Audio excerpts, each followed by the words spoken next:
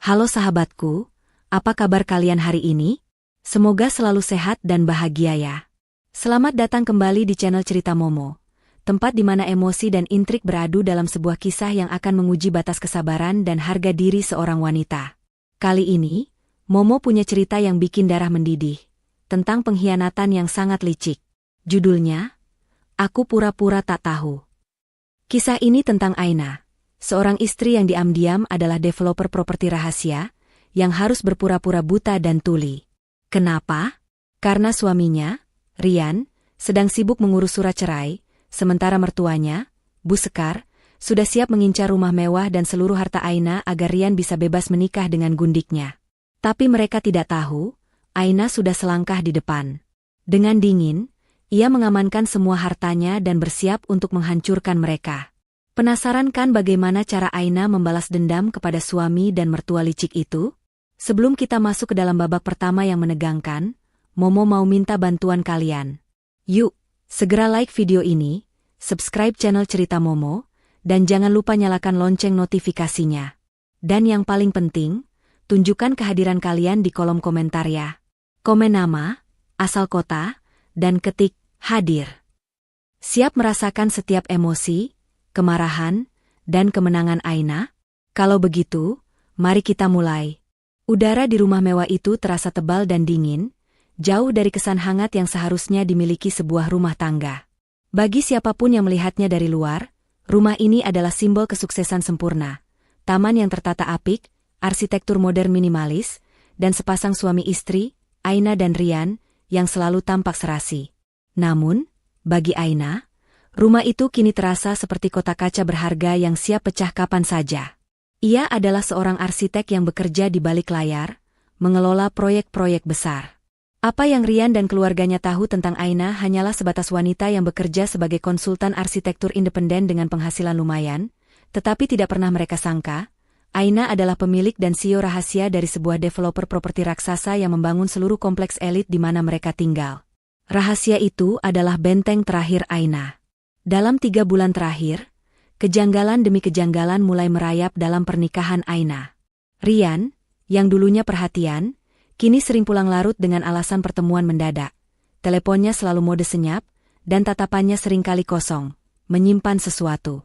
Di saat yang sama, Bu Sekar, mertua, dan Dira, ipar, semakin sering datang berkunjung tanpa diundang, bukan untuk mengakrabkan diri, melainkan untuk melakukan inspeksi mendadak. Mereka akan berkeliling rumah, menyentuh perabotan mahal, dan melontarkan bisikan-bisikan sinis yang sengaja dibuat terdengar oleh Aina. Meja ini sudah mulai pudar warnanya, Yan. Sudah saatnya diganti dengan yang lebih berkelas, ujar Bu Sekar suatu sore, mengusap permukaan meja marmer Italia yang baru dibeli Aina 6 bulan lalu.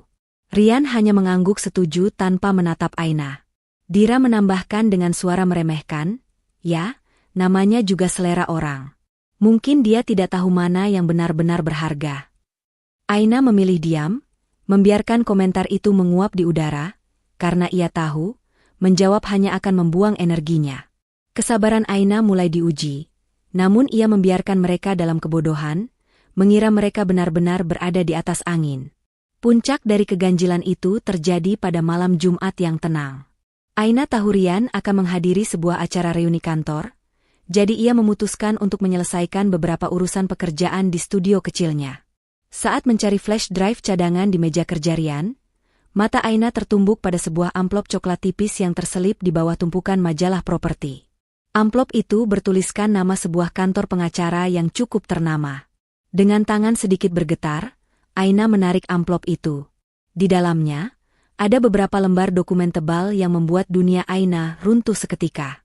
Itu adalah draft surat gugatan cerai yang telah dipersiapkan oleh pihak Rian.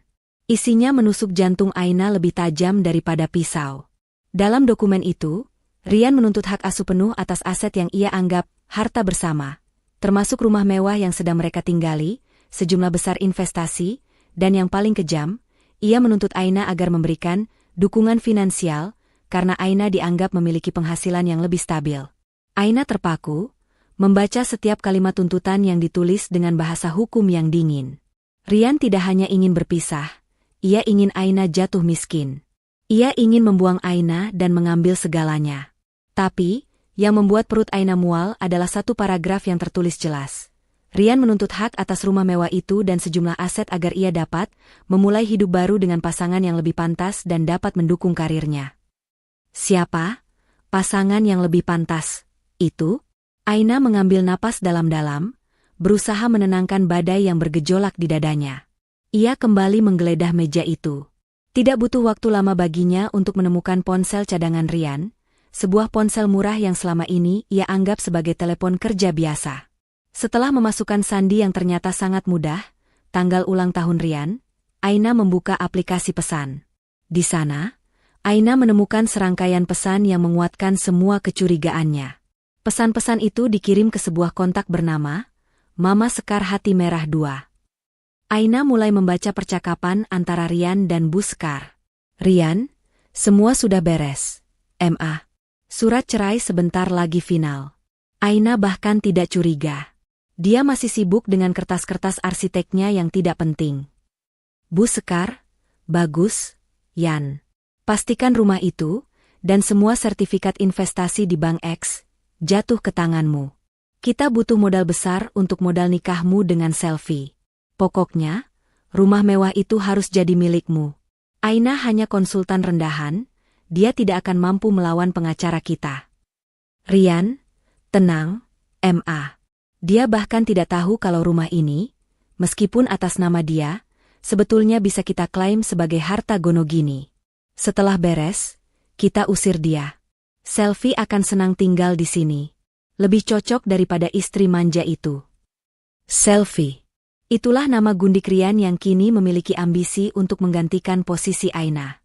Aina merasakan campuran antara amarah yang membakar dan rasa jijik yang tak tertahankan. Ini bukan hanya masalah perselingkuhan. Ini adalah skema licik yang terencana untuk menjatuhkannya, merampas semua yang ia bangun dengan keringatnya. Mereka mengira Aina hanyalah seorang arsitek kelas menengah dengan penghasilan, lumayan, yang bisa diinjak-injak. Mereka tidak tahu bahwa developer properti yang membangun rumah mewah tempat mereka berdiri, termasuk rumah yang mereka anggap harta bersama, adalah perusahaan milik Aina sendiri yang selama ini ia jalankan secara rahasia untuk menghindari keserakahan keluarga Rian. Rumah ini, rumah yang mereka tempati, adalah rumah model, show unit, yang sengaja Aina gunakan sebagai kedok untuk menipu mereka. Rumah mewahnya yang asli terletak di lokasi berbeda dan terdaftar atas nama perusahaannya. Aina memasukkan kembali ponsel itu ke tempatnya. Air mata yang seharusnya tumpah, tertahan di matanya dan mengeras menjadi es. Di saat itu, sebuah titik balik terjadi dalam hidupnya. Ia tidak akan menangis, ia tidak akan marah, dan yang terpenting, ia tidak akan memberitahu mereka bahwa ia sudah tahu rencana busuk mereka. Aina mengambil keputusan, ia akan berpura-pura tidak tahu. Aina menyadari, jika ia langsung menghadapi Rian, Rian akan panik dan mengamankan semua bukti. Dengan berpura-pura buta dan tuli, Aina punya waktu. Ia punya waktu untuk mengamankan asetnya yang sebenarnya, dan mengumpulkan bukti-bukti pengkhianatan Rian, serta rencana licik Bu Sekar dan Dira. Keesokan paginya, Aina bersikap seperti tidak terjadi apa-apa. Ia menyiapkan sarapan seperti biasa, bahkan bertanya kepada Rian tentang reuni kantornya semalam dengan senyum tipis. Rian, yang merasa rencananya berjalan mulus, terlihat sedikit canggung tetapi lega. Reuninya biasa saja, sayang. Hanya bertemu teman-teman lama, kata Rian, menghindari tatapan mata Aina. Oh, begitu ya? Aku senang kamu menikmati waktumu, Rian, jawab Aina dengan penekanan pada nama Rian yang tidak ia sadari terdengar dingin. Segera setelah Rian berangkat kerja, Aina langsung bergerak. Ia menghubungi Pak Jaya, pengacara kepercayaannya yang selama ini mengurus seluruh dokumen rahasia perusahaannya, termasuk sertifikat properti aslinya. Pak Jaya, kita harus segera mengamankan semua aset. Sekarang. Secepatnya, ujar Aina di telepon, suaranya pelan tapi tegas. Aina menceritakan semua yang ia temukan. Pak Jaya, yang sudah bekerja dengan Aina selama bertahun-tahun, terkejut namun memahami urgensi situasinya. Baik, Nyonya Aina. Saya akan siapkan semua dokumen pemindahan hak, pembekuan rekening bersama, dan surat penarikan modal dari semua proyek yang Bapak Rian kelola, yang dananya berasal dari Anda. Saya pastikan, dalam 24 jam, semua aset Anda yang sebenarnya akan aman. Aina menarik napas lega. Bentengnya sudah mulai diperkuat. Langkah selanjutnya adalah mendapatkan dukungan emosional dan mata-mata. Aina menghubungi Santi, sahabat karibnya sejak masa kuliah. Mereka bertemu di sebuah kafe terpencil. Aina menceritakan segalanya, dari identitasnya sebagai CEO rahasia, rencana penggelapan harta oleh Rian, hingga keputusannya untuk berpura-pura tidak tahu. Santi mendengarkan dengan mata membelalak, tidak percaya betapa liciknya Rian dan keluarganya. Ya Tuhan, Aina, mereka benar-benar iblis bertopeng. Tentu saja, aku akan membantumu. Aku akan menjadi telinga dan matamu. Apapun yang kau butuhkan. Santi kemudian menanyakan tentang rumah model yang selama ini mereka tinggali. Rumah itu akan menjadi jebakan terbesar mereka, San, jelas Aina. Mereka yakin rumah itu bernilai miliaran dan menjadi harta gono gini mereka. Tapi, rumah itu adalah show unit yang akan segera dijual.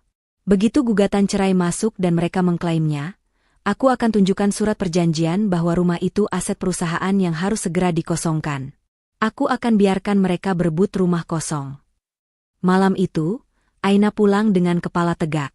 Ia melihat Rian, Bu Sekar, dan Dira sedang asyik menonton televisi di ruang keluarga, membicarakan rencana liburan mewah mereka setelah semuanya beres.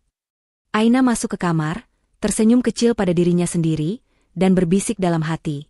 Aku pura-pura tak tahu, agar kehancuran kalian lebih sempurna, dasar suami dan mertua licik.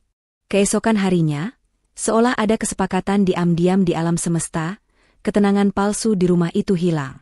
Aina memulai harinya dengan memancarkan aura ketenangan yang aneh, seakan-akan ia sedang dalam liburan mental yang damai, meskipun ia sedang mempersiapkan perang besar. Sebaliknya, Rian tampak gelisah, sesekali melihat ponselnya, menunggu konfirmasi dari pengacaranya bahwa gugatan cerai siap diajukan, tanpa menyadari bahwa Aina sudah jauh melangkah. Pagi itu, Aina bergegas ke kantor Pak Jaya, pengacara kepercayaannya. Ini bukan pertemuan biasa di balik meja kantor yang tenang, melainkan sebuah aksi cepat untuk memindahkan kekayaan bernilai triliunan rupiah. Ini dia, Nyonya Aina, kata Pak Jaya, menyodorkan setumpuk dokumen. Semua aset yang selama ini tercatat atas nama pribadi Anda, yang terpisah dari kepemilikan saham perusahaan, telah dipindahkan ke dalam struktur trust yang tidak bisa diganggu-gugat, bahkan dalam kasus perceraian dengan tuntutan gono gini. Rekening bank bersama sudah kita bekukan dengan alasan investigasi internal perusahaan, dan Rian tidak akan bisa menarik sepeser pun. Aina tersenyum tipis. Luar biasa, Pak Jaya. Dalam hitungan jam, mereka kehilangan pijakan keuangan tanpa menyadarinya. Dan bagaimana dengan show unit kita? Pak Jaya menunjuk sebuah dokumen lain. Rumah yang selama ini Anda tinggali, yang mereka sebut rumah mewah, itu, sudah saya buatkan purchase agreement palsu dengan perusahaan properti Anda. Penjualan akan diumumkan minggu depan. Mereka akan kaget, karena klaim mereka atas rumah itu akan menjadi klaim kosong atas properti yang sudah resmi dijual. Ini adalah bagian paling jenius dari rencana Aina. Ia sengaja membiarkan Rian dan Bu Sekar percaya bahwa rumah itu adalah aset pribadi, padahal itu hanya panggung sandiwara. Mereka mengincar sebuah ilusi. Sementara Aina sedang mengunci gerbang kekayaannya, drama di rumah model pun dimulai. Rian menerima telepon dari Selfie, gundiknya, yang mendesak untuk segera mendapatkan kepastian tempat tinggal. Selfie meminta Rian untuk mempercepat proses perceraian agar mereka bisa segera pindah ke rumah mewah itu. Aku butuh kepastian, Rian. Sampai kapan aku harus menunggu di apartemen sempit ini? Cepat usir istrimu dan berikan aku kunci rumah itu, tuntut Selfie dari seberang telepon. Tekanan dari Selfie membuat Rian semakin panik.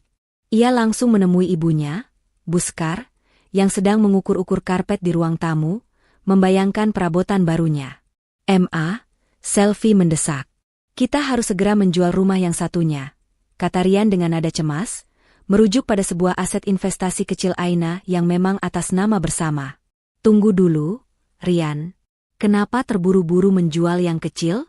Kita fokus pada yang besar ini, tukas Bu Sekar, menepuk sofa. Aina harus segera keluar. Kita harus membuat dia yang meminta cerai, agar dia terlihat lemah dan tidak berhak atas banyak hal. Buskar kemudian melancarkan ide liciknya, mendesak Aina untuk menjual rumah mewah yang mereka tempati.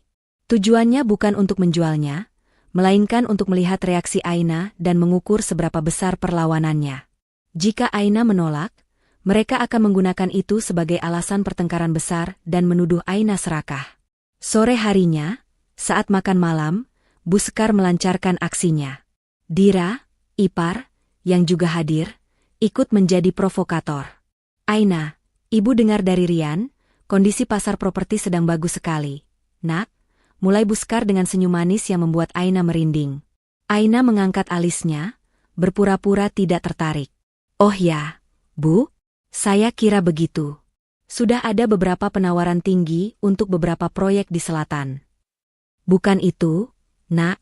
Maksud ibu, rumah kita ini, Buskar menekankan kata, kita. Menurut ibu, sudah saatnya kita pindah ke lokasi yang lebih eksklusif, yang lebih dekat dengan area bisnis Rian. Jual saja rumah ini, Rian bisa mendapatkan modal besar untuk mengembangkan usahanya. Rian menimpali, iya, sayang. Mama benar. Aku sudah lihat-lihat beberapa klaster baru yang lebih bergengsi. Bagaimana menurutmu? Aina memainkan garpunya, membiarkan keheningan sejenak. Jika ia menolak, mereka akan curiga. Jika ia setuju, mereka akan mengira rencana mereka berhasil. Ide yang bagus, jawab Aina, tiba-tiba setuju. Rian, Buskar, dan Dira hampir tersedak. Mereka bertiga saling pandang, terkejut dengan kemudahan Aina menyetujui. Bi benar, Aina? Tanya Buskar, suaranya sedikit gemetar karena kegirangan. Tentu saja. Kenapa tidak? Saya sedang ada proyek besar di area utara. Saya juga butuh pindah ke lokasi yang lebih strategis untuk memantau pengerjaan proyek itu. Lebih baik kita jual rumah ini dan saya bisa pindah ke rumah baru di utara. Itu akan lebih cocok untuk kita semua, jelas Aina dengan tenang. Aina sengaja menggunakan kata, kita, dan rumah baru di utara, untuk memberi mereka harapan palsu bahwa mereka akan ikut serta dalam kemewahan berikutnya. Kenyataannya, rumah di utara itu adalah rumah asli Aina, yang tidak akan pernah mereka sentuh. Buskar dan Rian tidak bisa menyembunyikan senyum kemenangan mereka. Di mata mereka, Aina adalah wanita bodoh yang terpedaya dengan ide rumah baru, padahal niat mereka adalah segera menjualnya untuk modal nikah dan mengusir Aina ke jalan. Mereka tidak sadar, Aina baru saja melempar umpan besar. Malam itu, Aina segera menghubungi Santi, sahabatnya. Umpan sudah dilempar, San. Mereka sudah menggigit, kata Aina di telepon. Mereka yakin aku setuju untuk pindah karena tergiur rumah baru. Padahal, aku hanya memuluskan jalan untuk menjual show unit ini dan pindah ke rumahku yang sebenarnya. Santi tertawa terbahak-bahak. Mereka akan mengalami kaget budaya, aye. Dari rumah model ke penjara? Hampir. Langkah selanjutnya adalah menyiapkan kekacauan kecil, ujar Aina. Besok, aku akan membuat drama yang memastikan Rian sibuk mengurus hal-hal sepele, sementara aku dan Pak Jaya melakukan eksekusi, pemindahan. Aina lalu menjalankan rencana untuk menciptakan kekacauan kecil. Pada dasarnya, ia memotong akses Rian ke sumber daya yang ia anggap miliknya. Pagi-pagi sekali, Rian terbangun karena panggilan telepon yang panik dari kantornya. Proyek penting yang ia kelola mendadak mengalami krisis keuangan. Dana yang seharusnya masuk dari investor utama yang tidak lain adalah perusahaan rahasia Aina, mendadak tertunda tanpa alasan yang jelas. Ada apa? Rian? Kenapa teriak-teriak? Tanya Aina, berpura-pura baru bangun. Aku tidak tahu. Dana proyekku dihentikan, Aina. Kita bisa gagal setor. Investornya gila. Rian berteriak, wajahnya merah padam karena panik. Tenanglah. Coba hubungi manajermu, kata Aina, dengan nada sedikit meremehkan. Padahal, penundaan itu adalah ulah Aina sendiri, bekerja sama dengan Pak Jaya, yang merupakan key person di perusahaan investasinya. Rian menghabiskan sepanjang hari itu untuk berkoordinasi dengan bank dan pihak investor, tenggelam dalam kepanikan finansial. Ini adalah peringatan di tengah panik yang disengaja Aina. Ia ingin Rian sibuk dan teralihkan, tanpa sempat memikirkan rencana gugatan cerainya, atau bahkan menyadari pergerakan Aina di rumah. Saat Rian sedang pusing dengan krisisnya, Aina memanfaatkan momen itu dengan sempurna. Ia memanggil Pak Jaya untuk eksekusi terakhir di rumah model. Pak Jaya dan timnya datang ke rumah saat Rian masih di kantor. Mereka tidak membawa truk besar untuk memindahkan perabotan, melainkan koper-koper kecil yang berisi dokumen-dokumen asli dan aset berharga yang kecil milik Aina, seperti perhiasan, surat saham, dan hard disk cadangan. Mereka bergerak cepat dan senyap, hanya meninggalkan barang-barang yang merupakan inventaris show unit. Semua dokumen kepemilikan saham, deposito, sertifikat rumah asli di utara, sudah aman, Nyonya Aina, bisik Pak Jaya. Anda benar-benar tidak akan meninggalkan pesan apapun. Aina melihat sekeliling rumah itu, tempat di mana ia pernah berbagi janji palsu dengan Rian. Tidak ada. Aku hanya akan pergi. Biarkan mereka menemukan kekosongan. Malam harinya, Aina tidak lagi pulang ke rumah itu. Ia dan Santi berkendara ke rumah asli Aina di utara. Sebuah mansion yang jauh lebih besar dan lebih aman, tersembunyi dari mata publik, dikelilingi keamanan tingkat tinggi, dan didaftarkan hanya atas nama perusahaannya. Kunci telah diamankan. Aset telah diselamatkan. Aina kini berada di benteng pertahanannya, siap melancarkan serangan balasan. Rian, Bu Sekar, dan Dira, yang sedang merayakan krisis keuangan Rian yang baru saja diselesaikan sementara waktu, tidak tahu bahwa mereka sedang merayakan awal dari kehancuran mereka sendiri di sebuah rumah yang akan segera menjadi milik orang lain. Pagi itu, di rumah yang mereka yakini sebagai istana kemenangan mereka, Rian terbangun dengan perasaan yang campur aduk. Ia merasa lega karena krisis keuangan yang tiba-tiba menimpa proyeknya semalam berhasil diatasi sementara waktu, tetapi ia juga merasa tegang. Surat gugatan cerai yang disiapkan pengacaranya sudah hampir selesai, dan ia hanya tinggal menunggu momen yang tepat untuk meledakkannya di depan Aina. Namun, malam itu, segalanya terasa terlalu sunyi. Rian mencari Aina di seluruh ruangan. Dapur kosong, studio kecilnya terkunci, dan mobil Aina tidak ada di garasi. Biasanya, Aina akan meninggalkan catatan kecil jika ia pergi pagi-pagi, tetapi kali ini, tidak ada apapun. Rian merasa sedikit kesal, menganggap Aina mencoba melarikan diri dari tanggung jawab rumah tangga. Ia mengabaikannya, yakin Aina hanya pergi ke lokasi proyek kliennya yang tidak penting. Bu Sekar dan Dira datang ke rumah model itu pagi-pagi, penuh semangat untuk merencanakan interior baru. Mereka menganggap kepergian Aina adalah peluang emas untuk mengambil kendali penuh atas rumah itu sebelum surat cerai benar-benar diajukan. Rian, kemana istrimu itu? Kenapa dia tidak ada menyambut kita? Tanya Bu Sekar dengan nada menuntut, sambil memeriksa kembali sofa yang ia ingin ganti. Entahlah, Ma. Mungkin dia keluar kota. Biarkan saja, jawab Rian acuh tak acuh. Lebih baik kita bahas rencana kita. Aku sudah hubungi pengacara, hari ini dia akan segera memproses pendaftaran gugatan. Bu Sekar tersenyum lebar, menepuk bahu Rian. Bagus, Nak. Kita harus bergerak cepat. Dira, bagaimana dengan interior? Ibu ingin semua diubah, termasuk kamar tidur utamanya. Mereka bertiga menghabiskan sebagian besar pagi itu dengan berhayal tentang kehidupan mewah mereka tanpa Aina. Mereka membuat daftar panjang perabotan mahal yang akan mereka beli menggunakan uang hasil penjualan aset Aina, bahkan berdebat sengit tentang siapa yang akan mendapatkan ruang ganti terbesar. Kepercayaan diri mereka mencapai puncaknya. Mereka benar-benar yakin, dalam hitungan minggu, mereka akan mengusir Aina dan menguasai segalanya. Namun, memasuki sore hari, kegelisahan mulai muncul. Aina tidak menjawab telepon, dan mobilnya masih tidak ada. Lebih mencurigakan lagi, beberapa barang yang dianggap Rian sepele, seperti flash drive pribadinya, kotak perhiasan kecil Aina, dan album foto pernikahan mereka, juga hilang. Rian mulai merasa tidak nyaman. Ia mencoba meyakinkan diri bahwa Aina sedang menghukumnya dengan silent treatment yang berlebihan. Bu Sekar yang awalnya santai, kini mulai panik. Rian, ibu tidak suka ini. Kenapa dia tidak bisa dihubungi? Jangan-jangan dia pergi ke rumah orang tuanya dan menceritakan semuanya. Tidak mungkin, Ma. Orang tuanya tinggal di luar pulau, dan Aina tidak pernah dekat dengan mereka. Dia tidak punya tempat untuk lari. Bantah Rian, mencoba menenangkan dirinya sendiri. Tapi kegelisahan itu merayap.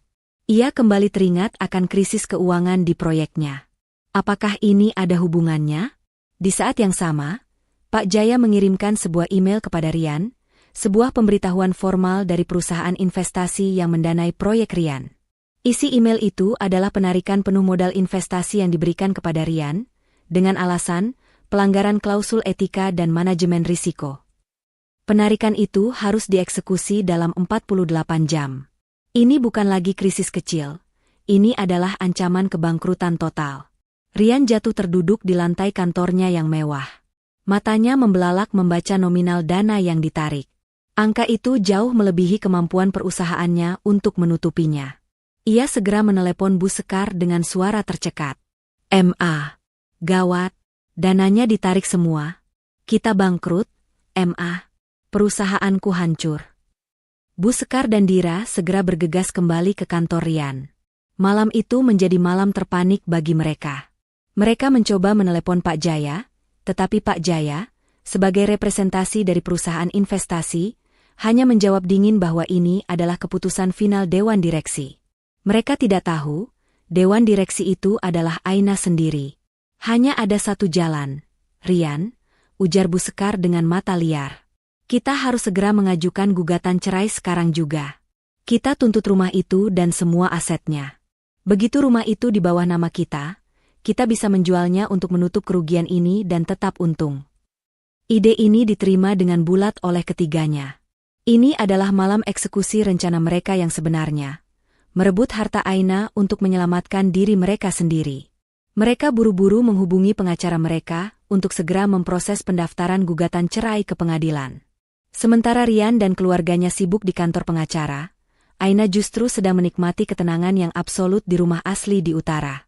Rumah ini adalah mahakarya pribadinya. Jauh lebih besar, dilengkapi sistem keamanan cerdas, dan yang terpenting, tidak seorang pun dari keluarga Rian yang pernah menginjakan kaki di sana, apalagi tahu alamatnya. Rumah ini adalah cerminan identitas Aina yang sebenarnya. Seorang wanita berkuasa dengan aset yang tak terhitung. Aina tidak sendirian. Santi, sahabatnya, menemaninya malam itu.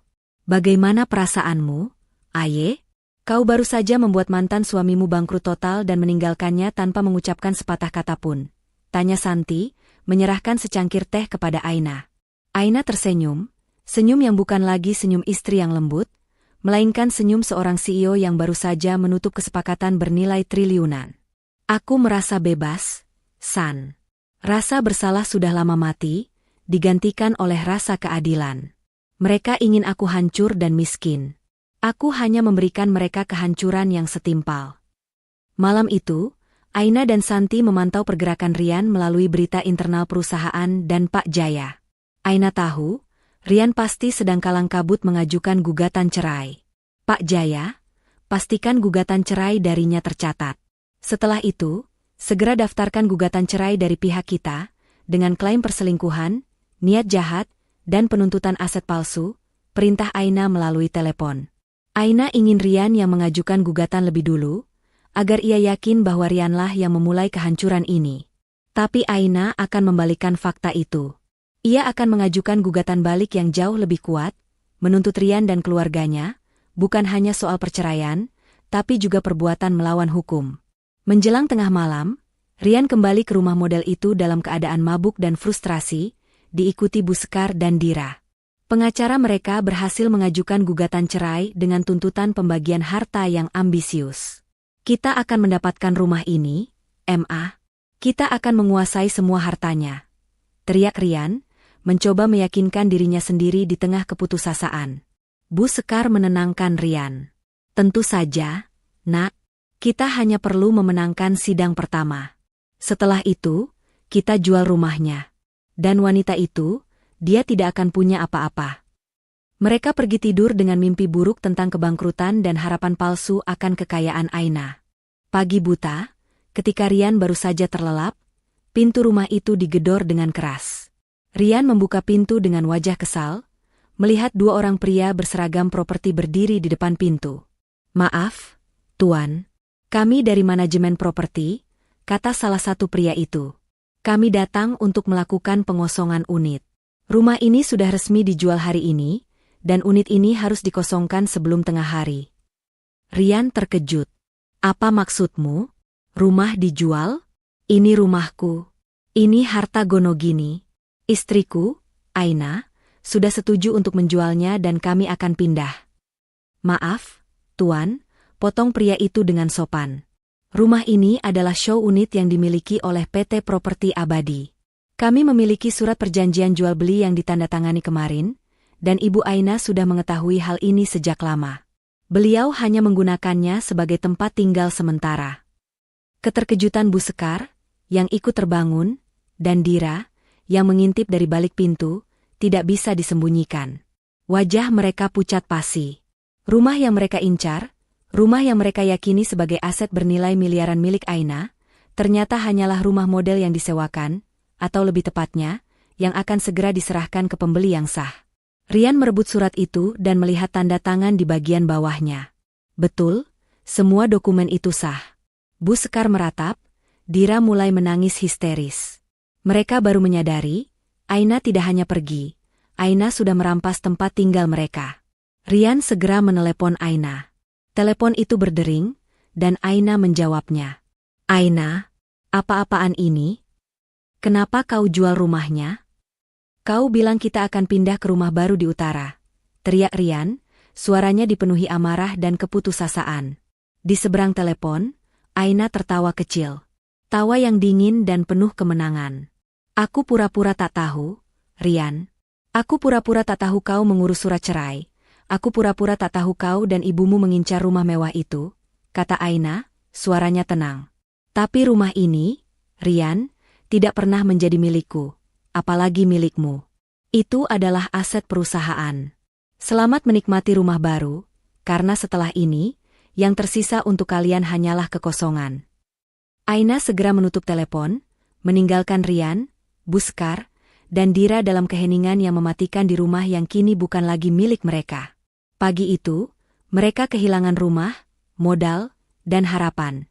Semua karena rencana licik wanita yang mereka anggap bodoh dan ingin mereka hancurkan. Setelah diusir dari show unit yang mereka yakini sebagai rumah mewah mereka, Rian, Bu Sekar, dan Dira jatuh ke dalam pusaran kekacauan.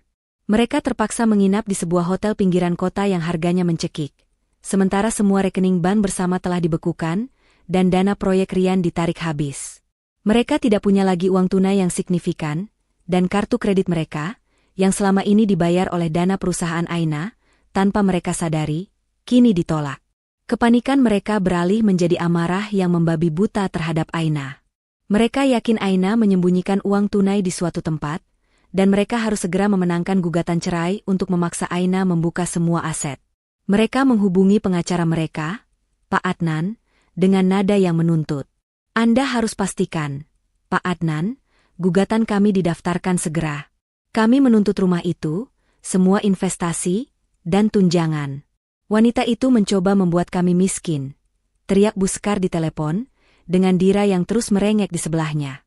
Pak Adnan, sang pengacara, berusaha menenangkan mereka dan memastikan bahwa gugatan telah resmi didaftarkan. Rian merasa sedikit lega, yakin bahwa hukum akan berpihak padanya. Dia tidak sabar menunggu Aina menerima surat panggilan. Namun, di kediamannya yang asli di utara, Aina hanya tersenyum tipis ketika Pak Jaya menyampaikan berita tersebut. Bagus. Biarkan dia berpikir dia yang memulai. Itu akan membuatnya merasa aman sebelum kita mencabut semua karpet di bawah kakinya. Di hari yang sama, kejutan pertama Aina datang. Rian, yang sedang mencoba mencari solusi untuk krisis keuangannya, menerima sebuah surat resmi dari pengadilan. Itu bukan surat panggilan untuknya, melainkan surat balik tuntutan, gugatan balik, yang diajukan oleh Aina. Isi surat itu membuat Rian, Bu Sekar, dan Dira terperangah. Aina tidak hanya menuntut cerai, ia menuntut Rian dan Bu Sekar atas perbuatan melawan hukum terencana, dan upaya penggelapan aset dalam konteks keluarga. Aina mencantumkan semua bukti. Pesan-pesan Bu Sekar yang mendorong Rian untuk merebut aset, draft surat cerai Rian yang ditemukan Aina, yang membuktikan niat jahat rencana, dan yang paling fatal, Aina menuntut ganti rugi sebesar puluhan miliar rupiah atas kerugian mental dan profesional yang diakibatkannya. Ini gila. Bagaimana dia bisa tahu tentang pesan-pesan kita? Teriak Rian, melemparkan surat itu ke lantai hotel.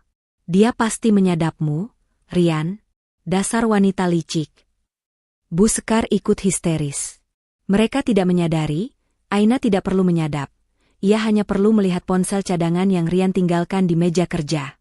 Gugatan balik Aina jauh lebih kuat, karena didukung oleh dokumen-dokumen internal perusahaan yang menunjukkan bahwa sumber utama dana Rian berasal dari Aina, bukan sebaliknya. Pak Jaya menyajikan laporan keuangan yang sangat detail, membuktikan bahwa Rian telah menggunakan dana investasi Aina untuk kepentingan pribadi, termasuk membelikan hadiah mewah untuk Selvi, gundiknya. Strategi balas dendam Aina dimulai dengan isolasi sosial dan profesional. Aina, melalui jaringannya sebagai CEO rahasia, mulai mengirimkan peringatan, halus namun mematikan ke semua relasi bisnis dan sosial Rian. Pak Jaya bertindak atas nama perusahaan developer properti raksasa, menghubungi semua klien dan bank Rian. Mereka tidak menyebutkan masalah rumah tangga, melainkan masalah, integritas dan risiko keuangan, Rian. Dalam waktu 48 jam, dunia Rian runtuh. Izin usaha dicabut sementara. Kontrak-kontrak Rian yang tersisa dengan beberapa perusahaan besar mendadak dibatalkan. Alasannya, adanya review mendalam terhadap integritas Rian terkait dugaan penyelewengan dana investasi. Reputasi di kalangan elit hancur. Aina memastikan berita tentang gugatan balik dengan tuntutan penggelapan itu menyebar cepat di kalangan elit sosial yang selama ini diimpikan Bu Sekar. Tiba-tiba, teman-teman Rian dan Bu Sekar mulai menjauhi mereka, membatalkan janji, dan bahkan memblokir kontak mereka. Bu Sekar, yang sangat haus akan status sosial, merasa sangat terhina. Dira kehilangan pekerjaan. Dira, yang bekerja di sebuah perusahaan mode mewah berkat koneksi palsu Rian, mendadak dipecat. Alasan resmi, restrukturisasi. Alasan sebenarnya, perusahaan itu adalah subkontraktor dari salah satu proyek besar Aina, dan mereka tidak mau mengambil risiko berurusan dengan masalah yang melibatkan Aina. Ketiganya kini benar-benar terisolasi. Mereka tidak punya rumah, tidak punya uang tunai, dan tidak punya teman. Mereka terpaksa menjual perhiasan dan jam tangan mewah yang tersisa untuk membayar biaya hotel dan pengacara. Rian yang panik menghubungi Selvi, berharap mendapatkan dukungan dan tumpangan tinggal. Namun, Selvi, yang membaca berita online samar-samar tentang skandal CEO muda dan penggelapan dana, langsung memutuskan kontak. Aku tidak mau berurusan dengan pria bangkrut dan bermasalah hukum. Aku tidak mau kehilangan semuanya karena wanita gila itu. Teriak Selvi dari seberang telepon sebelum memblokir nomor Rian. Pukulan terberat bagi mereka datang ketika mereka menerima surat dari Bank X. Bank tersebut memberitahukan bahwa semua save deposit box Rian telah dikosongkan karena adanya trust agreement yang ditandatangani Rian pada awal pernikahan. Sebuah dokumen yang dibuat oleh Pak Jaya yang ditandatangani Rian tanpa membaca secara teliti. Save deposit box itu berisi beberapa sertifikat saham dan perhiasan warisan kecil dari keluarga Rian. Warisan itu kini dipindahkan ke atas nama sebuah yayasan amal yang dikelola oleh Aina. Dia mengambil semuanya. Bahkan warisan kita. Tangis Bu Sekar, meratap di lobi hotel. Rian menyadari betapa bodohnya ia selama ini. Ia mengira Aina adalah wanita yang bisa diatur, yang sibuk dengan pekerjaannya yang tidak penting.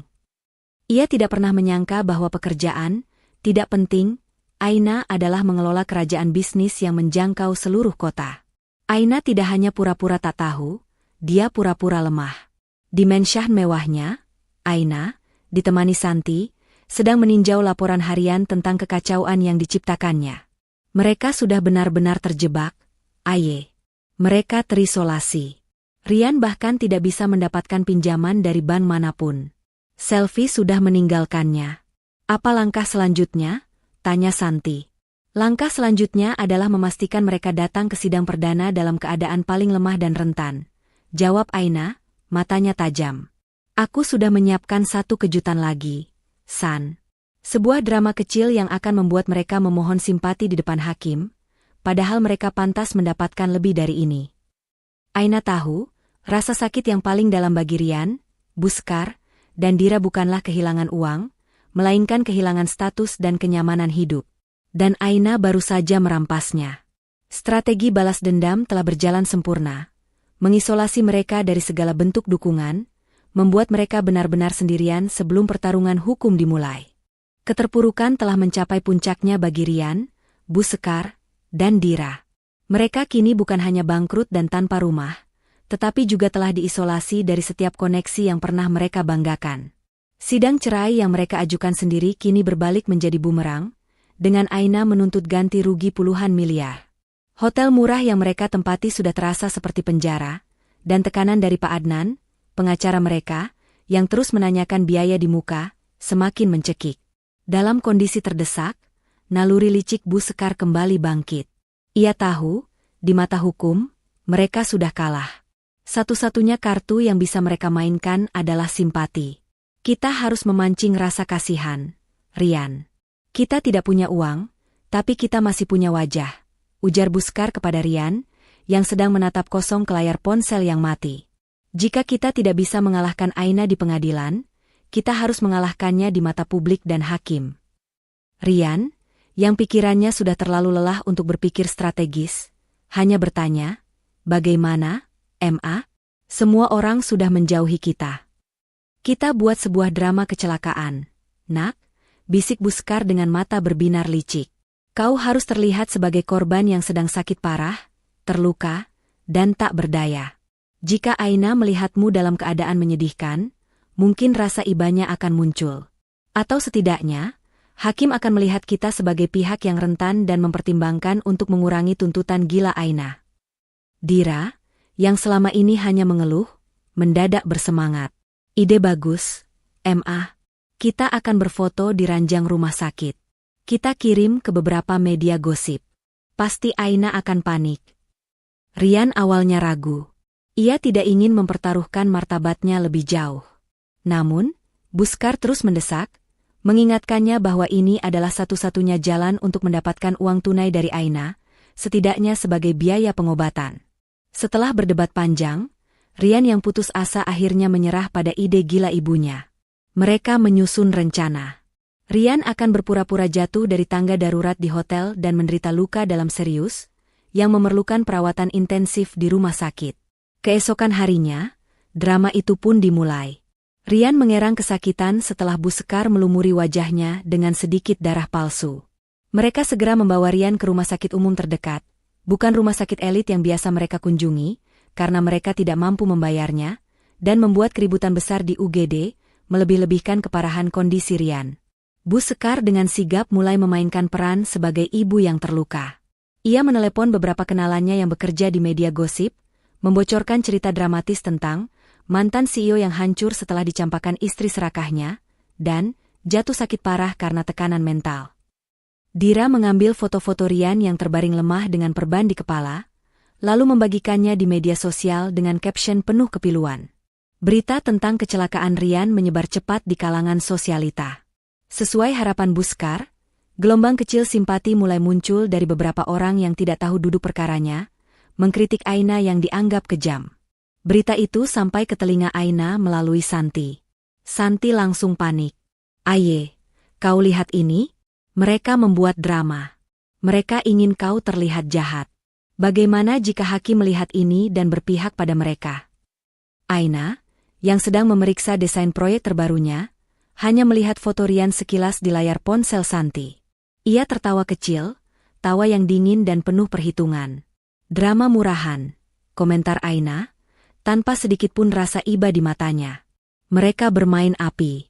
Aku sudah mengantisipasi langkah putus asa ini, San. Jika mereka ingin drama, aku akan berikan mereka babak drama yang dingin dan realistis. Aina segera menghubungi Pak Jaya. Ia memberikan instruksi yang sangat jelas dan tanpa emosi. Pak Jaya, tolong atur agar biaya rumah sakit Rian segera dibayarkan. Bukan dengan uang pribadi saya, tapi menggunakan dana perusahaan investasi yang menuntutnya. Pastikan biaya itu dibayarkan ke rumah sakit kelas 2, sesuai standar layanan publik yang memadai. Jangan ada fasilitas mewah. Dan yang terpenting, kirimkan surat resmi ke Bu Sekar dan Rian. Pak Jaya mengangguk. Dan isi suratnya, Nyonya Aina. Tuliskan begini, perintah Aina. Sampaikan bahwa perusahaan berharap agar Tuan Rian segera sembuh. Karena proses tuntutan hukum tidak akan berhenti hanya karena drama kecelakaan ini. Simpati tidak bisa membeli pengampunan. Biaya perawatan ini akan dicatat sebagai bagian dari ganti rugi yang harus mereka bayarkan kepada perusahaan di kemudian hari. Pak Jaya segera melaksanakan perintah itu. Pembayaran biaya rumah sakit itu dilakukan dengan cepat, tetapi dengan pesan yang sangat menusuk. Ketika Buskar menerima konfirmasi pembayaran dan surat dari Pak Jaya, ia terkejut. Ia mengharapkan Aina datang dengan wajah menyesal, memohon maaf, dan menawarkan kesepakatan damai dengan sejumlah uang tunai yang besar. Sebaliknya, yang ia dapatkan adalah pesan yang menggarisbawahi kekejaman hukum dan ketegasan Aina. Buskar dan Dira segera bergegas menemui Rian di kamarnya, yang kini sudah dipindahkan dari ruang observasi ke kamar biasa yang jauh dari kesan mewah. Rian, wanita itu gila. Dia membayar biaya rumah sakit, tapi bilang itu bagian dari utang yang harus kita bayar. Teriak Buskar, menunjukkan surat itu. Rian, yang kini merasa konyol dengan perannya sebagai korban kecelakaan, membaca surat itu dengan wajah frustrasi. Pesan itu jelas, Aina tidak akan gentar. Dalam keadaan putus asa, Buskar kembali mencoba cara lama. Ia menelepon Aina, kali ini menggunakan ponsel umum hotel.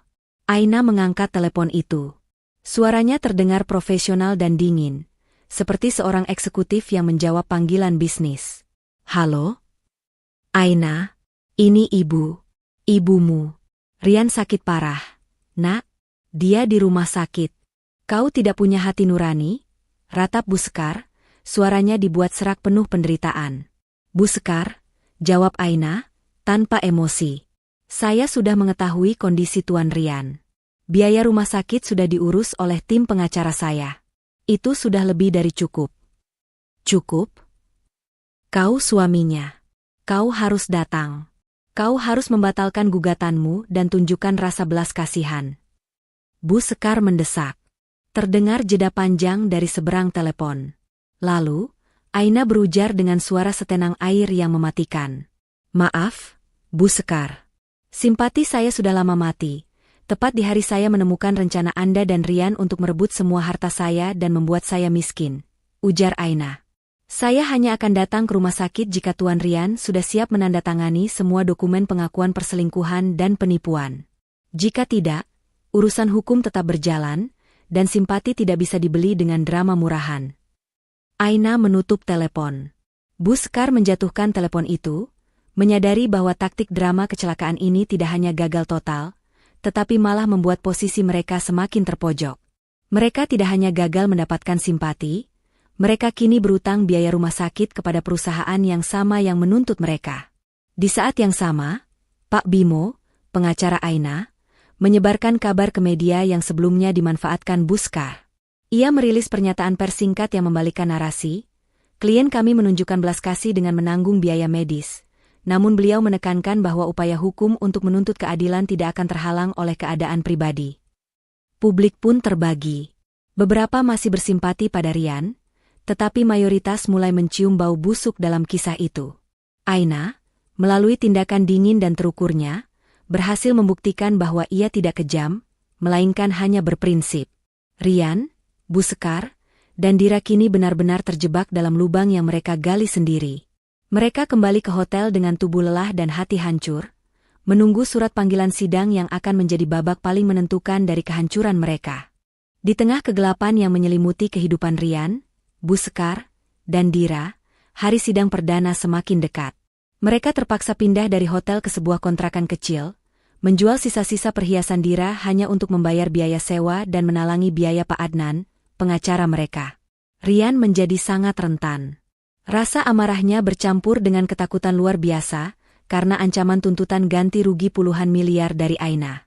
Sementara mereka tenggelam dalam keputusasaan, Aina, di kediaman mewahnya yang aman di utara, sedang menyempurnakan strategi akhirnya bersama Pak Jaya.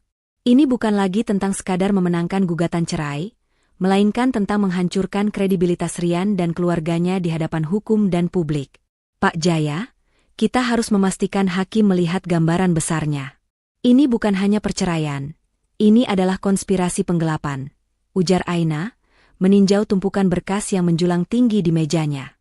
Tepat, Nyonya Aina. Gugatan balik kita sudah kuat dengan bukti transfer dana ilegal Rian, untuk kepentingan pribadinya. Tetapi ada satu hal lagi yang akan menjadi pemukul telak, kata Pak Jaya sambil mengeluarkan sebuah flash drive hitam kecil. Ini adalah hasil penyelidikan internal kami di perusahaan. Kami menemukan sebuah pengakuan tersembunyi yang akan membuktikan niat jahat mereka dari awal. Pak Jaya menjelaskan bahwa timnya berhasil memulihkan data dari server lama kantor Rian, yang tanpa ia sadari masih menyimpan salinan cadangan email dan percakapan internal. Salah satu yang ditemukan adalah korespondensi antara Rian dan seorang kenalannya di luar negeri, mengenai pemindahan aset yang dilakukan Buskar dan Dira sebelum pernikahan Aina dan Rian. Pengakuan tersembunyi itu berbunyi, sebelum Rian menikah dengan Aina, Buskar pernah membuat pernyataan tertulis kepada Rian, yang terekam dalam korespondensi email, bahwa pernikahan itu adalah kesempatan terbaik untuk mengamankan aset keluarga yang hilang setelah bisnis mereka sempat merugi besar. Buskar secara eksplisit meminta Rian mencari wanita kaya, dan Aina adalah targetnya. Pernyataan itu menyiratkan bahwa Rian menikahi Aina bukan atas dasar cinta, melainkan skema berencana untuk menguasai aset. Ini mengubah segalanya, Nyonya Aina, jelas Pak Jaya. Ini membuktikan pernikahan itu didasari penipuan sejak awal, bukan sekadar perselingkuhan. Dengan bukti ini, kita bisa menuntut pembatalan pernikahan dan juga menuntut kerugian atas penipuan yang terorganisir. Aina menatap flash drive itu. Ia sudah menduga ini. Rian dan keluarganya memang tidak pernah benar-benar tulus.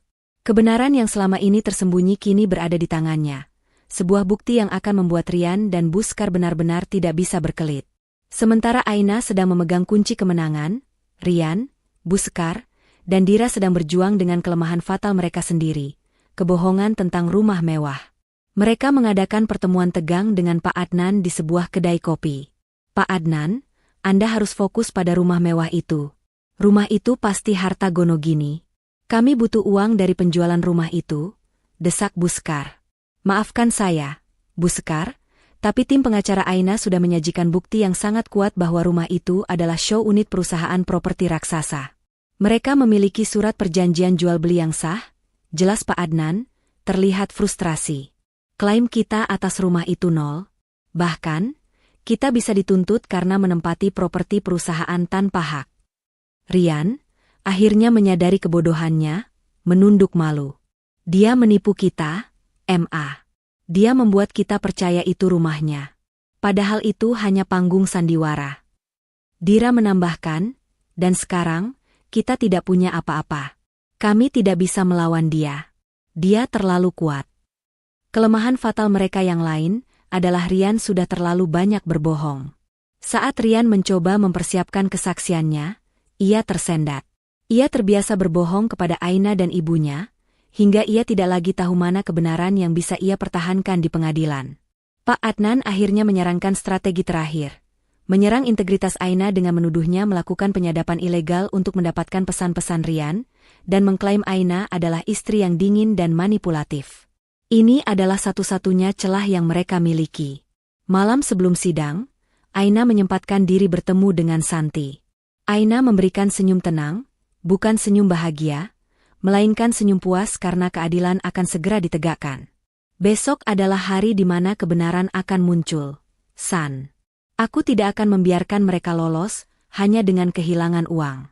Mereka harus kehilangan martabat mereka, ujar Aina. Aku tahu, Aye. Tapi ingat, jangan biarkan emosimu terpancing. Tetaplah dingin. Mereka pasti akan mencoba memprovokasi tentang drama kecelakaan dan kepergianmu, pesan Santi. Aina mengangguk. Aku sudah siap. Aku pura-pura tak tahu selama berbulan-bulan, hanya untuk momen ini. Aku akan membiarkan mereka bicara sepuasnya, dan kemudian, Pak Jaya akan mengungkapkan pengakuan tersembunyi itu. Di hotel kecil tempat Rian menginap, ketegangan terasa mencekik. Rian minum obat tidur hanya untuk bisa memejamkan mata. Buskar mondar-mandir, masih bermimpi tentang rumah mewah yang ia harap bisa ia dapatkan.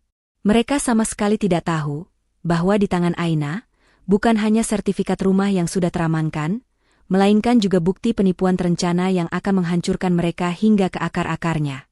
Keesokan harinya, Rian, Buskar, dan Dira memasuki gedung pengadilan dengan pakaian terbaik mereka yang tersisa, mencoba memancarkan aura kemakmuran palsu terakhir mereka.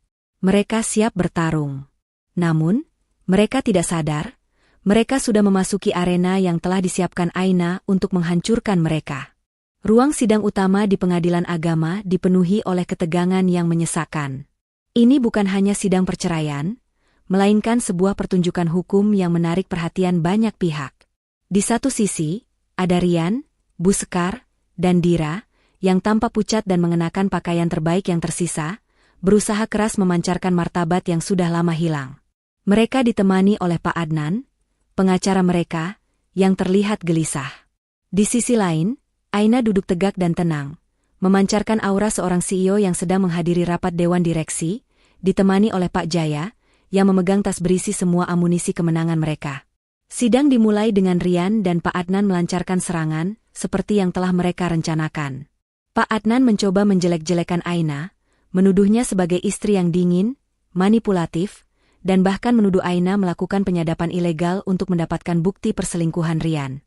Ia juga mencoba mencari simpati atas kecelakaan Rian, mengklaim bahwa Aina telah meninggalkannya dalam keadaan sakit parah. Yang Mulia Hakim, kata Pak Adnan, meninggikan suaranya, klien kami hanyalah korban dari pernikahan yang tidak bahagia dan tekanan mental yang berat dari istri yang terlalu dominan. Istri yang dingin ini, Nyonya Aina, telah menggunakan kekayaan gelapnya untuk menghancurkan klien kami. Rian, yang mendapat giliran bersaksi, mulai meratap, melebih-lebihkan rasa sakit emosionalnya, berharap mendapatkan empati dari hakim. Bu Sekar dan Dira sesekali menyeka air mata buaya mereka, menciptakan adegan penderitaan yang dibuat-buat. Saat giliran Aina tiba, ia berjalan ke mimbar dengan langkah mantap. Ia tidak menunjukkan emosi apapun, kemarahannya sudah lama berubah menjadi perhitungan yang dingin. Yang Mulia Hakim, Aina memulai, suaranya jernih dan tegas.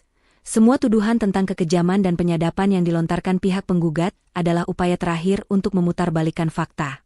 Tujuan utama mereka, Yang Mulia, bukanlah mencari keadilan, melainkan mencari pembenaran atas niat jahat dan penipuan terencana. Aina kemudian menyerahkan bukti awal, pesan-pesan Rian kepada Bu Sekar yang ia temukan di ponsel cadangan. Bukti ini menunjukkan secara jelas bahwa mereka berdua berkonspirasi untuk mengklaim aset Aina. Rian, Bu Sekar, dan Dira semakin pucat. Mereka tidak bisa membantah keaslian pesan tersebut. Klimaks terjadi ketika Pak Jaya meminta izin untuk menyampaikan sebuah pengungkapan yang menentukan dalam kasus ini. Hakim mengizinkannya, dan Pak Jaya berdiri. Yang Mulia Hakim, kami akan mematahkan semua klaim harta Gonogini dan menuntut balik atas kerugian. Namun, sebelum itu, klien kami perlu mengungkapkan siapa dirinya yang sebenarnya, karena identitas ini adalah kunci dari seluruh penipuan yang dilakukan pihak Tuan Rian, ujar Pak Jaya. Semua mata tertuju pada Aina. Rian, Bu Sekar, dan Dira menatapnya dengan rasa ingin tahu bercampur kebencian. Mereka masih berpikir Aina hanyalah seorang konsultan arsitektur berpenghasilan lumayan. Aina berdiri dan meminta izin kepada hakim untuk berbicara langsung. Yang Mulia, ujar Aina, selama ini, Tuan Rian dan keluarganya memperlakukan saya sebagai wanita yang mudah diatur. Seorang arsitek kelas menengah yang bisa mereka usir dan rampas asetnya. Mereka mengira rumah mewah yang kami tinggali adalah aset pribadi yang bisa mereka klaim. Mereka bahkan menuntut ganti rugi atas hilangnya modal proyek Tuan Rian. Aina mengambil napas dalam-dalam, pandangannya beralih dari hakim, menatap lurus ke mata Rian yang kini terlihat gemetar. Namun, pada hari ini, di ruang sidang ini, saya akan mengakhiri sandiwara yang saya mulai. Saya pura-pura tak tahu bahwa mereka mengincar harta saya, agar saya memiliki waktu untuk mengamankan aset dan melihat sejauh mana kebusukan mereka. Kemudian, dengan suara lantang dan penuh otoritas, Aina mengucapkan kalimat yang menjadi momen puncak dari seluruh cerita. Yang Mulia Hakim, saya bukan sekadar arsitek independen. Saya adalah Aina Adhirani, pemilik tunggal dan Chief Executive Officer, CEO, dari PT Adhirani Jaya Property, perusahaan developer properti raksasa yang tidak hanya membangun kompleks elit di mana kami tinggal, tetapi juga merupakan investor utama dari seluruh proyek yang selama ini dikelola oleh Tuan Rian. Ruangan sidang seketika hening, disusul bisikan-bisikan riuh dari pengunjung. Rian, Bu Sekar, dan Dira membeku di tempat. Wajah mereka tidak lagi pucat, melainkan merah padam karena rasa malu dan kaget yang luar biasa. Rian tidak bisa mengucapkan sepatah kata pun. Ia baru menyadari betapa bodohnya ia selama ini. Ia ingin menceraikan dan merampas harta wanita yang ternyata adalah bos besarnya sendiri. Pak Jaya kemudian menambahkan pukulan telak yang membuat mereka tidak bisa bernapas. Sebagai CEO dari perusahaan yang asetnya dicari-cari oleh Tuan Rian, kami menyajikan bukti bahwa rumah mewah yang mereka tempati adalah show unit perusahaan kami yang harus segera dikosongkan untuk pembeli sah. Klaim Tuan Rian atas rumah itu adalah klaim kosong, Yang Mulia. Dan penarikan modal yang menyebabkan kebangkrutan Tuan Rian adalah keputusan Dewan Direksi karena adanya pelanggaran etika dan penyelewengan dana perusahaan. Semua orang di ruangan itu kini melihat Rian dan keluarganya bukan sebagai korban, melainkan sebagai penipu serakah yang bodoh. Bu Sekar tidak bisa lagi menahan diri, menjerit histeris. Tidak mungkin. Kau menipu kami. Kau hanya wanita rendahan. Aina menatap Bu Sekar dengan tatapan dingin. Saya menipu, Bu Sekar? Saya hanya berpura-pura tak tahu agar Anda dan putra Anda merasa nyaman dengan rencana busuk kalian. Anda mengincar rumah yang bukan milik saya. Anda mengincar uang yang selama ini sudah menjadi milik saya. Saya tunjukkan sekarang. Yang pantas ditertawakan adalah Anda dan putra Anda. Di tengah kekacauan itu, Pak Jaya menyajikan bukti terakhir. Korespondensi lama antara Rian dan Bu Sekar yang membuktikan bahwa pernikahan itu adalah skema berencana untuk mendapatkan aset sejak awal. Hakim mengetuk palu beberapa kali, menyerukan ketertiban. Rian, yang kini benar-benar hancur, akhirnya menyadari bahwa ia tidak hanya kalah di pengadilan. Ia baru saja menghancurkan seluruh masa depannya. Seluruh kerajaannya dibangun di atas pasir, dan Aina baru saja membawa gelombang besar. Aina berdiri tegak, membiarkan tatapan hina Rian dan jeritan histeris Bu Sekar menembusnya. Balas dendamnya bukan lagi tentang uang, melainkan tentang pengungkapan kebenaran yang menyakitkan di hadapan semua orang. Setelah keheningan yang mematikan di ruang sidang usai, dan jeritan histeris Bu Sekar mereda, yang tersisa hanyalah wajah-wajah terkejut dan rasa malu yang luar biasa dari pihak Rian. Pengungkapan Aina sebagai pemilik dan CEO dari PT Adhirani Jaya Property, investor utama Rian, telah mengubah persidangan perceraian menjadi sidang dakwaan pidana. Rian duduk membeku, keringat dingin membasahi kemejanya, sementara Bu Sekar dan Dira menangis meraung-raung, bukan karena penyesalan, melainkan karena rasa kehilangan status dan kehancuran yang nyata. Pak Jaya segera mengambil alih kendali. Dengan suara yang dingin dan tanpa celah, ia menyajikan dokumen-dokumen tambahan yang bukan lagi terkait gugatan cerai, melainkan laporan resmi kepolisian yang telah disiapkan Aina jauh-jauh hari. Yang Mulia Hakim, kata Pak Jaya, mengingat Tuan Rian, Nyonya Bu Sekar, dan Nyonya Dira telah terbukti secara jelas dan terperinci melakukan konspirasi penipuan terencana dan upaya penggelapan aset yang melibatkan dana korporasi klien kami meminta agar proses hukum dialihkan ke ranah pidana. Kami telah menyiapkan laporan dan bukti untuk pasal-pasal terkait penipuan, pemalsuan dokumen, terkait draft cerai Rian yang dibuat tanpa sepengetahuan Aina dengan klaim palsu, dan pencemaran nama baik. Pak Adnan, pengacara Rian, terlihat pucat pasi. Ia mencoba mengajukan keberatan, mengatakan bahwa ini terlalu berlebihan dan seharusnya diselesaikan secara kekeluargaan. Namun, Aina angkat bicara. Kekeluargaan? Aina memotong, tatapannya menusuk Rian.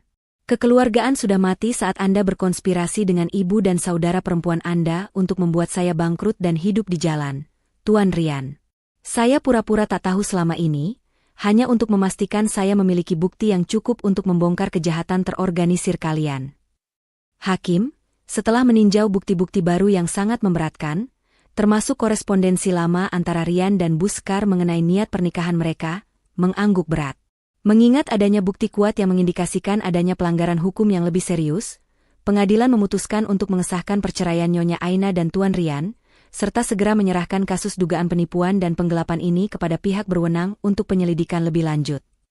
Di luar ruang sidang, Pak Jaya sudah mengantisipasi keputusan ini. Beberapa saat kemudian, dua petugas kepolisian berpakaian sipil, yang telah menunggu di koridor, memasuki ruang sidang.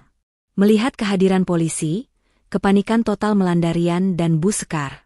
Bu Sekar langsung memeluk Rian erat-erat, berteriak bahwa ini adalah ketidakadilan. Dira, yang selama ini sombong, kini hanya bisa menangis ketakutan di sudut. Petugas kepolisian itu mendekati Rian. "Tuan Rian, kami harus membawa Anda dan Nyonya Buskar untuk dimintai keterangan lebih lanjut terkait dugaan penipuan dan penggelapan dana perusahaan milik PT Adhirani Jaya Property." "Tidak. Aku tidak bersalah.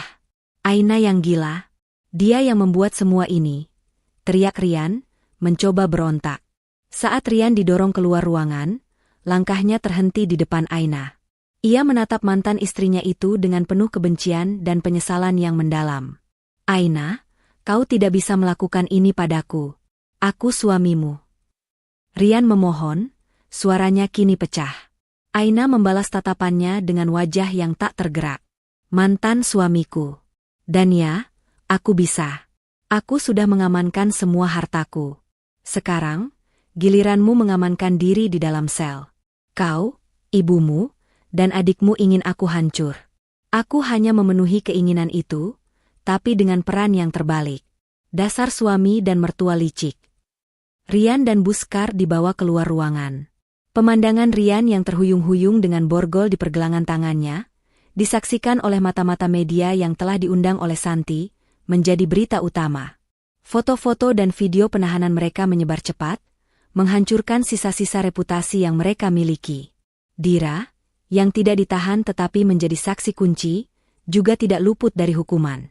Ia dicamkan sebagai bagian dari konspirasi dan diserahkan ke Pak Adnan yang kini menolak membela mereka tanpa pembayaran biaya yang tinggi. Dira ditinggalkan di gedung pengadilan, sendirian, tanpa uang, tanpa rumah, dan tanpa status sosial. Sementara drama kehancuran Rian dan keluarganya mencapai klimaks, Aina berdiri di samping Pak Jaya dan Santi. "Anda luar biasa, Nyonya Aina," bisik Pak Jaya. "Kasus pidana ini akan berjalan cepat, mengingat bukti-bukti yang sangat jelas." Aina hanya mengangguk. Kemenangan ini terasa pahit, tetapi juga sangat memuaskan. Ini bukan hanya balas dendam, tetapi penegakan keadilan. Malam itu, berita tentang skandal Rian dan pengungkapan identitas Aina sebagai CEO properti raksasa menjadi trending topik. Aina kini tidak lagi harus berpura-pura. Ia resmi menjadi wanita yang paling dibicarakan, seorang pahlawan bagi banyak wanita yang pernah diremehkan.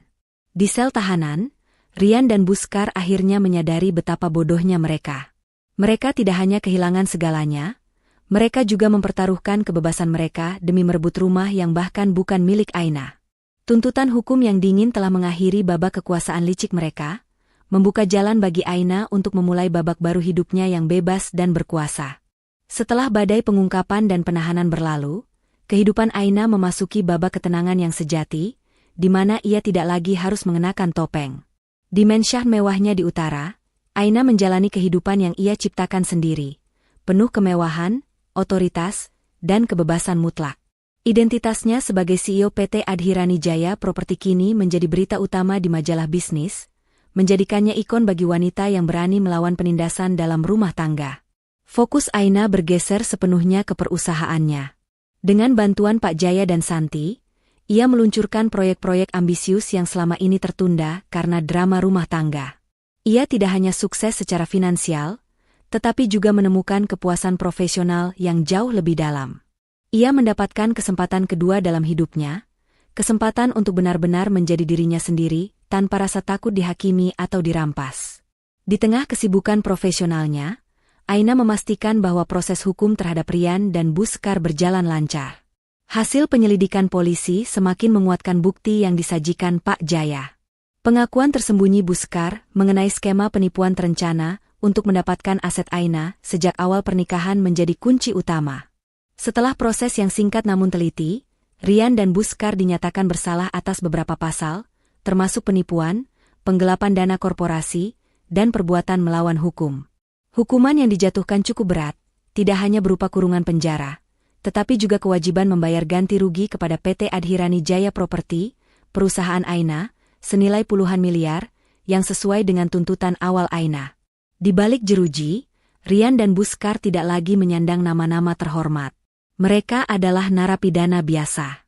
Buskar, yang selama ini hidup dalam kemewahan dan kesombongan, tidak mampu bertahan di lingkungan penjara yang keras. Ia menjadi sering sakit-sakitan dan mentalnya tertekan. Penyesalan yang ia rasakan bukanlah penyesalan karena menyakiti Aina, melainkan penyesalan karena gagal total dalam merebut kekayaan yang begitu dekat. Ia sering meratap, menyadari bahwa satu-satunya jalan menuju kemewahan adalah melalui Aina, wanita yang ia usir dan remehkan. Sementara itu, nasib Dira tidak lebih baik. Karena ia tidak terlibat langsung dalam penyelewengan dana korporasi, ia lolos dari tuntutan pidana, tetapi menghadapi kehancuran sosial total. Dira tidak hanya kehilangan pekerjaan dan kontak sosialnya, ia juga harus menanggung malu besar. Tidak ada perusahaan yang mau mempekerjakannya, dan mantan teman-temannya menjauhinya. Tanpa uang dan tempat tinggal, Dira terpaksa mencari pekerjaan serabutan. Ia harus menyaksikan dari jauh bagaimana kakak dan ibunya mendekam di penjara, dan betapa megahnya kehidupan Aina yang disiarkan di televisi. Penyesalan Dira adalah penyesalan yang picik. Ia menyesal karena telah salah memilih pihak dan tidak menyadari betapa kuatnya Aina. Di sisi lain, Aina menggunakan kekayaannya untuk melakukan kebaikan. Ia mendirikan yayasan untuk membantu wanita korban kekerasan ekonomi dalam rumah tangga, memberikan mereka kesempatan kedua untuk bangkit dan mandiri, sebuah cerminan dari pengalamannya sendiri. Ia menjadi inspirasi, membuktikan bahwa keberhasilan sejati bukanlah tentang membalas dendam dengan kekerasan, melainkan dengan keunggulan dan integritas. Suatu sore, Pak Jaya mengunjungi Aina di kantornya. Ia membawa kabar terbaru tentang Rian. "Nyonya Aina, Rian mencoba menghubungi Anda. Ia ingin memohon maaf. Ia sudah mengakui kebodohannya dan penyesalan karena telah meremehkan Anda." Aina mendengarkan dengan tenang. "Dan apa jawaban Anda, Pak Jaya?" "Saya katakan bahwa kesempatan kedua itu adalah hal yang harus ia cari di tempat lain. Bagi saya, kasus ini sudah selesai," jawab Pak Jaya. Aina mengangguk. Ia tidak merasakan kebencian lagi, hanya rasa kasihan yang hampa. "Sudah lama saya memaafkannya, Pak Jaya. Tetapi memaafkan tidak berarti melupakan keadilan. Ia harus menjalani konsekuensi dari pilihan liciknya. Masa depan saya tidak ada hubungannya dengan masa lalunya." Aina benar-benar mendapatkan kehidupan baru. Ia berhasil menciptakan dinding pemisah yang tebal antara dirinya dan masa lalunya yang toksik. Ia kini fokus pada rencana jangka panjangnya, menikmati kebebasan untuk mencintai dirinya sendiri, tanpa perlu lagi berpura-pura buta dan tuli terhadap pengkhianatan di sekitarnya. Kehidupan barunya adalah pesta yang merayakan kemenangan kecerdasan atas keserakahan, dan integritas atas intrik. 2 tahun telah berlalu sejak sidang yang mengguncang kota. Nama Aina kini bergema bukan lagi sebagai mantan istri korban pengkhianatan, tetapi sebagai pengusaha properti visioner dan filantropis. Ia tidak hanya mendapatkan kembali semua yang coba dirampas, tetapi juga berhasil melipat gandakan asetnya. Mahkota Aina, yang selama ini ia sembunyikan di balik gelar arsitek biasa, kini bersinar terang, terbuat dari keberanian, kecerdasan, dan integritas. Di kediaman pribadinya yang sejati, Aina mengadakan sebuah perayaan kecil bersama Santi dan Pak Jaya. Bukan perayaan kemenangan atas Rian, melainkan perayaan kebebasan dan peluncuran proyek terbesarnya, pembangunan kompleks perumahan bersubsidi untuk keluarga muda yang membutuhkan. Aina menggunakan sebagian besar dana ganti rugi yang dibayarkan Rian dan Buskar untuk proyek amal ini, membuktikan bahwa kehancuran bisa diubah menjadi konstruksi. "Proyek ini adalah simbol, San," ujar Aina sambil menatap maket kompleks perumahan itu. "Simbol bahwa setiap orang pantas mendapatkan fondasi yang kuat untuk hidupnya. Tidak seperti mereka, yang fondasinya dibangun di atas kebohongan." Pak Jaya menyampaikan kabar terbaru tentang nasib mantan keluarga Rian. Buskar, setelah menjalani 1 tahun hukuman, dibebaskan lebih awal karena alasan kesehatan. Namun, kehidupannya jauh dari kata bebas. Ia tidak memiliki uang sepeser pun, hartanya habis untuk membayar ganti rugi dan biaya hukum. Wanita yang sombong dan haus status itu, kini terpaksa bekerja sebagai petugas kebersihan paruh waktu di sebuah gedung perkantoran tua. Ironisnya, gedung itu berada di seberang salah satu tower apartemen mewah yang dibangun oleh PT Adhirani Jaya Property. Setiap hari, Buskar harus melihat papan nama Aina, sebuah pengingat abadi akan kekayaan dan kemewahan yang pernah ia miliki dan ia buang. Rian, yang mendapatkan hukuman lebih berat karena perannya sebagai pelaku utama penggelapan dana korporasi, masih mendekam di penjara. Ia kehilangan semua koneksinya. Rian menjalani hari-harinya dengan penuh penyesalan. Namun, penyesalan terbesarnya bukanlah kehilangan Aina, melainkan kenyataan bahwa ia telah membuang kesempatan untuk menjadi bagian dari kerajaan properti yang dipimpin Aina. Ia menyadari, jika saja ia jujur dan mendukung Aina, ia bisa saja menjadi tangan kanan sang CEO. Aina tidak pernah pura-pura miskin, ia pura-pura tak tahu, dan Rian tak pernah menyadari betapa mahalnya harga dari berpura-pura itu. Sementara itu, Dira menjalani hidup yang paling menyedihkan. Karena ia tidak memiliki keahlian nyata selain menjadi ipar kaya, ia kesulitan mendapatkan pekerjaan tetap. Dira mencoba membuka usaha kecil-kecilan, tetapi selalu gagal karena ia tidak memiliki integritas. Ia sering mencoba menghubungi Aina atau Santi melalui media sosial, berharap mendapatkan simpati atau bahkan pekerjaan. Namun, semua pesannya diabaikan. Dira akhirnya harus pindah ke kota kecil, menjalani hidup yang biasa-biasa saja, jauh dari kilauan status sosial yang dulu ia sombongkan. Suatu hari, Santi menunjukkan sebuah berita utama di ponselnya kepada Aina. Rian telah mengajukan permohonan maaf terbuka melalui pengacaranya, mengakui semua kesalahannya dan menyatakan penyesalannya yang mendalam. Rian meminta Aina untuk memberinya kesempatan kedua dalam hidupnya, bukan sebagai suami, tetapi sebagai rekan kerja yang bersedia memperbaiki diri. "Bagaimana, Aye? Apa kau akan meresponsnya?" tanya Santi. Aina menggeleng. Permintaan maaf yang tulus seharusnya tidak datang dengan harapan mendapatkan pekerjaan, San. Tapi aku menghargai ia sudah mengakui. Aku pura-pura tak tahu saat ia berencana merebut segalanya. Sekarang, aku pura-pura tak tahu tentang keberadaannya. Hidupnya sudah bukan urusanku. Aina memilih untuk mengakhiri babak itu sepenuhnya. Ia tidak lagi melihat Rian dan keluarganya sebagai musuh, tetapi sebagai pelajaran yang telah ia bayar mahal dan kini telah selesai. Ia menutup kasus itu bukan dengan amarah, melainkan dengan keheningan yang penuh kemenangan. Kisah Aina mencapai klimaks yang damai. Ia mendapatkan cinta baru, bukan dari seorang pria, melainkan dari keberaniannya sendiri. Ia berdiri di puncak sukses, menjadi inspirasi bahwa kecerdasan dan integritas adalah aset paling berharga. Ia mengajarkan pelajaran penting. Siklus pengkhianatan akan berakhir di tangan wanita yang memilih untuk menjadi perencana, bukan korban. Mahkota seorang wanita sejati bukanlah dari berlian, melainkan dari kebenaran yang ia pegang teguh, bahkan ketika ia harus berpura-pura tak tahu. Aina menutup buku kisah lamanya. Dengan anggun, ia melangkah maju menuju masa depan yang cerah, mengarungi kehidupan barunya sebagai ratu yang memimpin kerajaannya sendiri, sebuah akhir yang baru, dengan mahkota yang berbeda, yang jauh lebih berharga.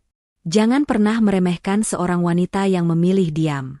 Diamnya bukan kelemahan, melainkan waktu yang ia gunakan untuk mengumpulkan bukti dan menyusun strategi. Integritas dan kecerdasan adalah aset sejati, dan keserakahan selalu akan dibalas dengan kehancuran yang setimpal.